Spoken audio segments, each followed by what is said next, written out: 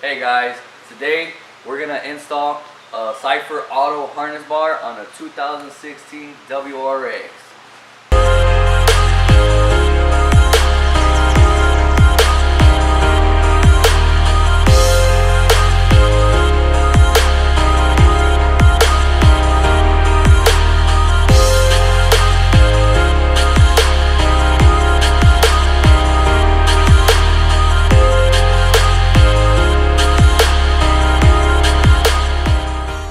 So the harness bar kit comes with the main crossbar, 2 support rods, 2 brackets, and the hardware.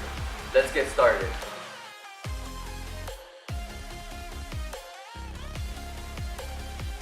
First thing I'm working on electrical, disconnect the battery before anything. We do not want to get shocked. After that, wait about 15 minutes and then you're good to go. First thing we're going to start with is taking off the seat belt, the plastic. You want to push down in the middle and lift up from the bottom. Next, we're going to remove the side panel. Start by prying the weather stripping enough to get your fingers under and pry the hooks on the side.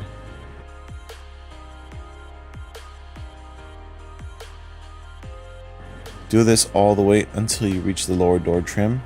Pop up the first clip and make sure you do this to both sides, and the panel should pop out easily.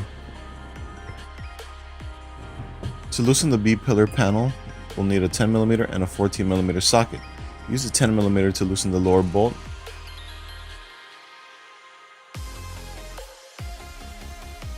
Then grab your 14 to remove the bolt on the seatbelt. Now you should be able to get enough space behind the B-pillar panel to fit a wrench in there and loosen the 14mm bolt under there.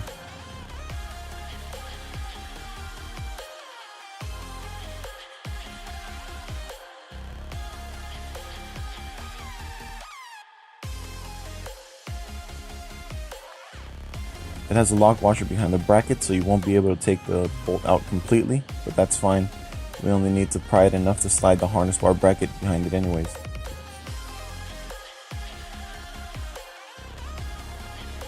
Okay, time to assemble the harness bar.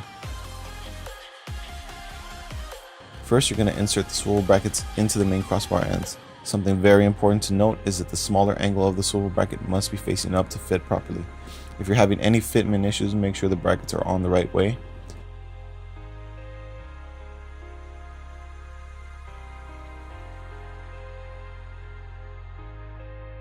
Then you're going to grab one of the small bolts and a washer, insert it into the ends, and make sure you don't tighten too much, and repeat.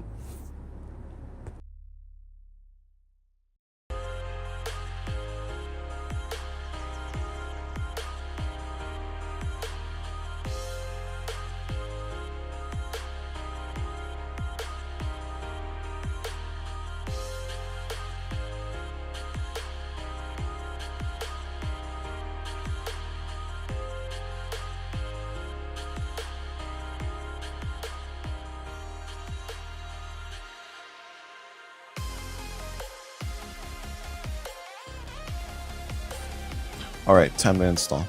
You're going to pry the bracket behind the B-pillar panel and insert the harness bar bracket behind that. Then insert the bolt and tighten, but not too much.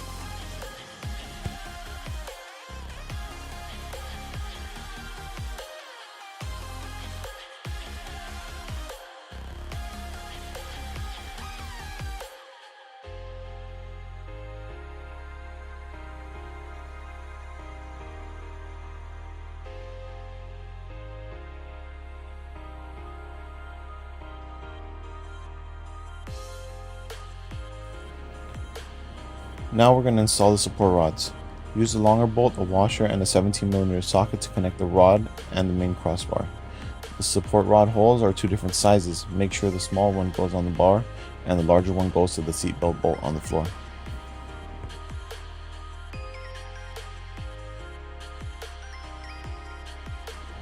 Grab your 14mm socket and loosen the lower seatbelt bolts behind the carpet. Driver's side is already pre-cut to access it.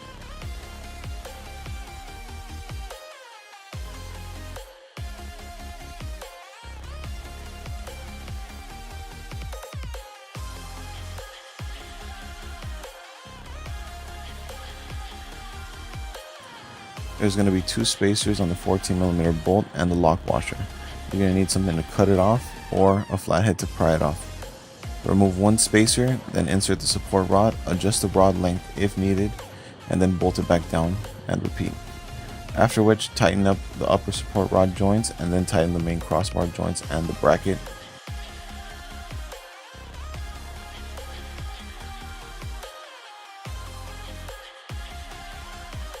Passenger side will need to be cut about 2 inches down to get to the bolt. This side will be a little different since the seatbelt has a pre-tensioner. Make sure you remove the spacers, insert the support rod, then insert 1 spacer and bolt it back in. Okay, time to start cutting. For this step, you're going to have to remove the B-pillar panel. It's pretty simple. It's just 1 peen clip right under the panel up top. We recommend you use a clip remover tool, but you may also use a flathead. So you're going to want to start by marking the panels where you're going to cut. Next, cut about 1 inch off, test fit, and go from there until the panel fits right over with no issues. After that, put the 10mm bolt back into the lower part of the B-pillar, throw the seatbelt back on as well. Then finally, lift up both sides of the lower door trim and pop the side panels back in, and you're all good to go.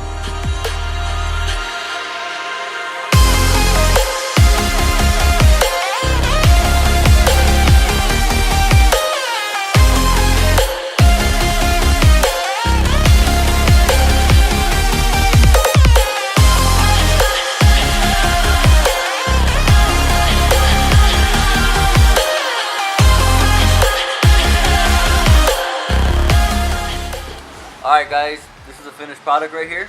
As you can see, it's nice and stable. If you have any questions, comments, contact CIPHER Auto at cipherauto.com, and thanks for watching.